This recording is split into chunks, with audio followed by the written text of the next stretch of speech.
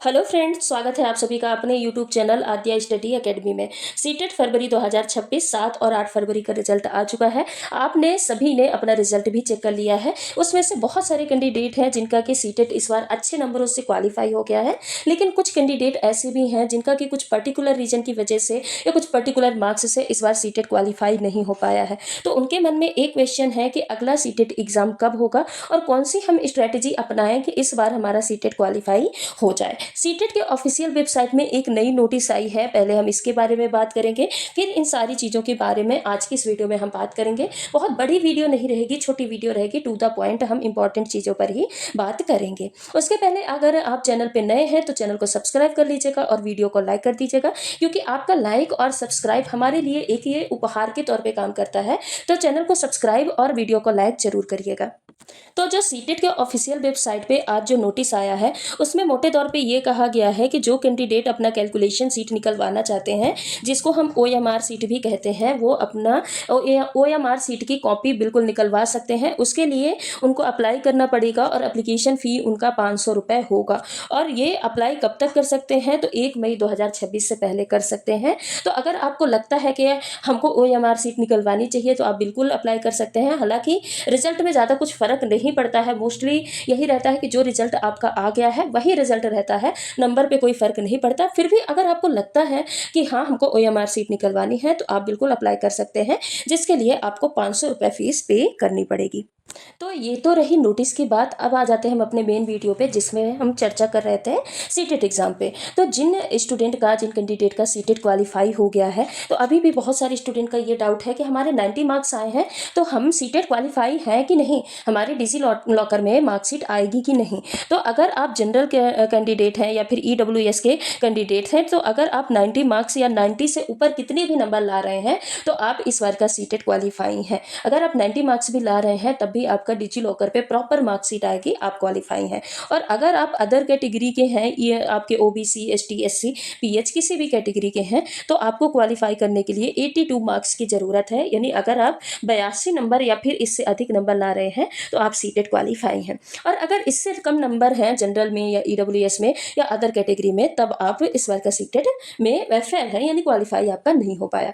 अब जो candidate CTET पास हैं उनके पास बहुत सारे ऑप्शन खुल जाते हैं कि आप KVS का एग्जाम दे सकते हैं, NVS की प्रिपरेशन कर सकते हैं, DSSB जो कि ड्रीम जॉब होती है लोगों की, आप इसकी प्रिपरेशन कर सकते हैं, EMRS जैसे अन्य एग्जाम की आप प्रिपरेशन तैयारी स्टार्ट कर सकते हैं। अब जिन स्टूडेंट का या जिन कैंडिडेट का इस बार का सीटेट क्वालिफाई नहीं हो पाया है, देखिए 1-2 नंबर से जब सीटेट क्वालिफाई नहीं होता ना, तब बहुत ज़्यादा डिमोटिवेशन होती है। अगर 4 से 5 नंबर का गैप है तब तो समझ में आता है, उसको फिलअप करने के लिए बहुत ज़्यादा अभी आपको मेहनत करने की ज़रूरत है। लेकिन अगर 1 नंबर से आपका रह जाए तब सबसे ज़्यादा कैंडिडेट को डिमोटिवेशन होती है। तो आपको अब इस टाइम पे आके डिमोटिवेट नहीं होना है।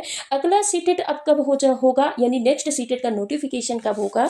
तो अगर अगले सीटेट की बात की जाए तो जुलाई से लेके अगस्त तक में अगला सीटेट एग्जाम होने की पूरी संभावना है कि नेक्स्ट सीटेट आपके जुलाई अगस्त में होगा।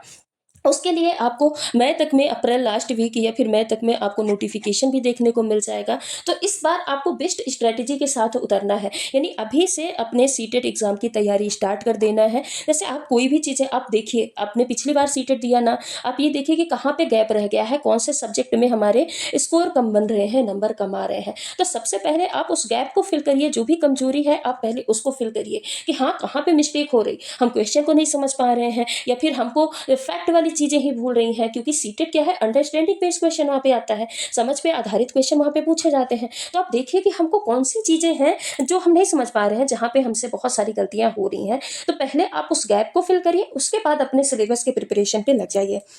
जिसके लिए आप क्या करिए, NCERT पे फोकस करिए, क्योंकि NCERT से ही क्वेश्चन आपके एग्जाम में पूछे जाते हैं।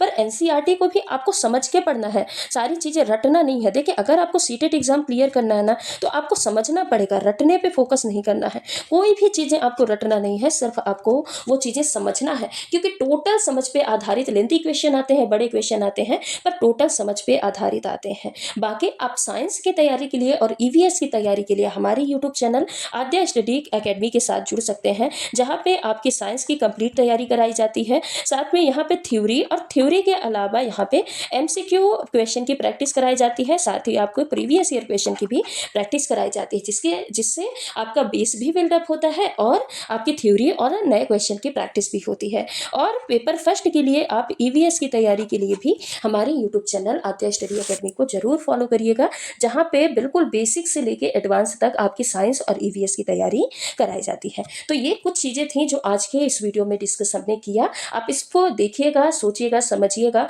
कि हाँ, जिनका सीटेट क्वालिफाई नहीं हुआ है तो हमको पहले गैप को फिलअप करना है, उसके बाद हमको अपने स्ट्रेटेजी पे वर्क करना है। आप प्रॉपर शेड्यूल बनाइए कि हमको किस टाइम पे कौन सी चीज़ें पढ़ना है, आप उसी शेड्यूल के अकॉर्डिंग पढ़ना स्टार्ट करिए। इस बार आपका सीटेट जरूर क्वालिफाई होगा, जो कि आपका जुलाई और अगस्त में होने वाला है। तो चलिए आज के वीडियो को यहीं पे समाप्त करते हैं, मिलते हैं अगली वीडियो में कुछ अदर इन्फॉर्मेशन के साथ। अगर आप चैनल पे नए हैं तो चैनल को सब्सक्राइब जरूर कर लीजिएगा और वीडियो को लाइक कर दीजिएगा। नई वीडियो का नोटिफिकेशन पाने के लिए बेल आइकन को जरूर प्रेस करके रखिएगा। धन्यवाद।